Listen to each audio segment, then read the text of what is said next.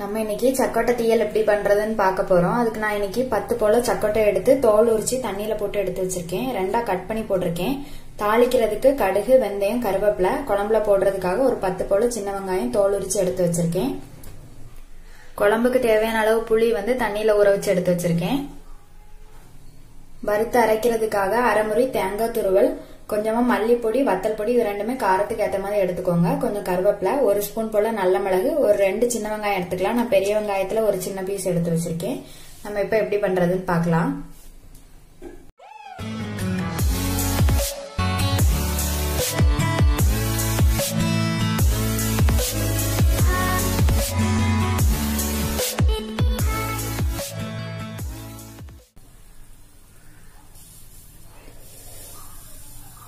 தீயலுக்கு first வறுத்துக்கலாம். அடுப்பு பத்த வச்சு பாத்திரத்துல தேங்காய் துருவல் போட்டிருக்கேன். எண்ணெய் விடுறேன்.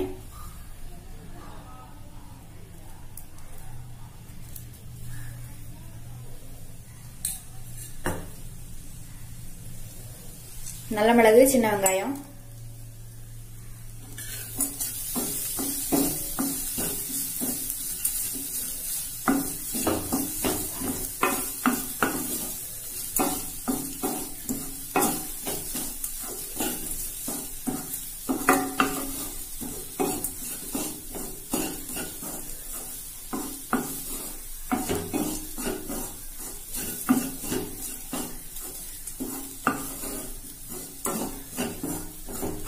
தேங்காய் நல்லா செவக்கட்டும்.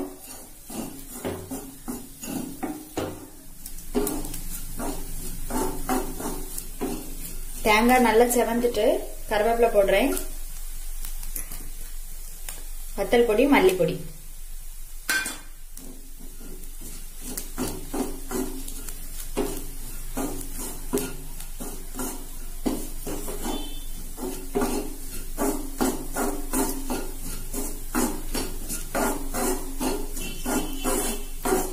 மல்லிப்பொடியும் வத்தல் பொடியும் கரைஞ்சிடக்கூடாது.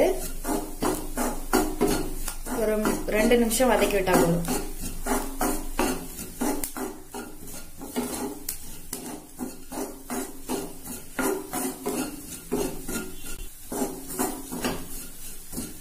இப்ப இது நல்லா வறுத்தாச்சு. அடுப்பு ஆஃப் பண்றேன். இது நல்லா ஆறுனதுக்கு அப்புறமா அரைச்சு எடுத்துக்கலாம். வறுத்து வச்சிருந்தது நல்லா ஆறிடுச்சு. அரைச்சுக்கலாம். மசாலா அரைச்சு எடுத்தாச்சு. இப்ப தாளிச்சுக்கலாம். குழம்பு தாளிக்கிறதுக்கு எண்ணெய் விட்டுருக்கேன். இப்ப இதுல கடுகு, வெந்தயம் போட்டுக்கலாம்.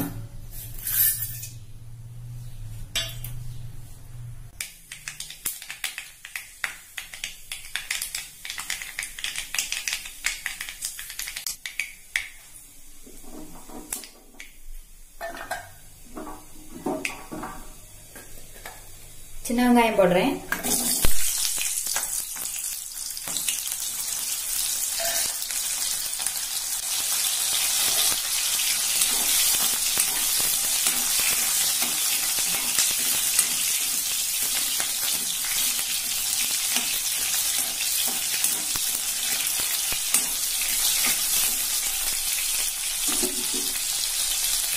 கருவேப்பிலை,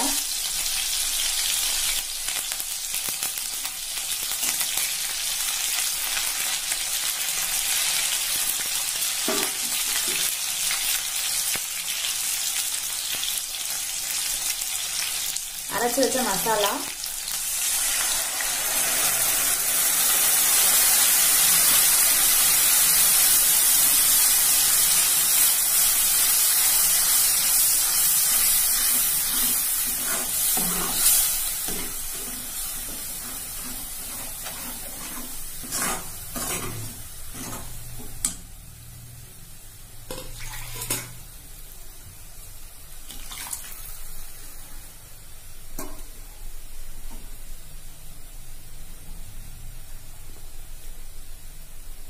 சக்கோட்டை போடுறேன்.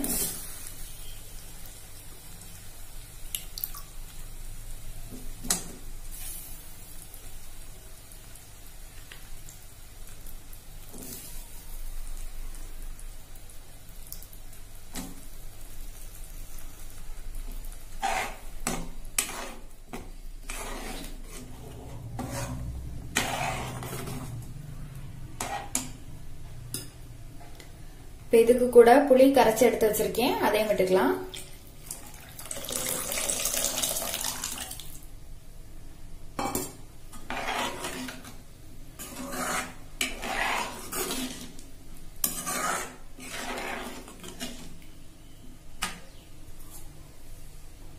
கொஞ்சம் கூட தண்ணி,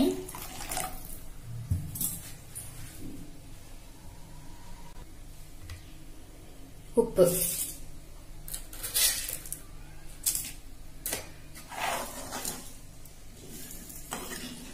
குழம்பு நல்லா கொதிக்கட்டும், சக்கட்டையும் வேகணும், அதுக்கப்புறமா காமிக்கிறேன்.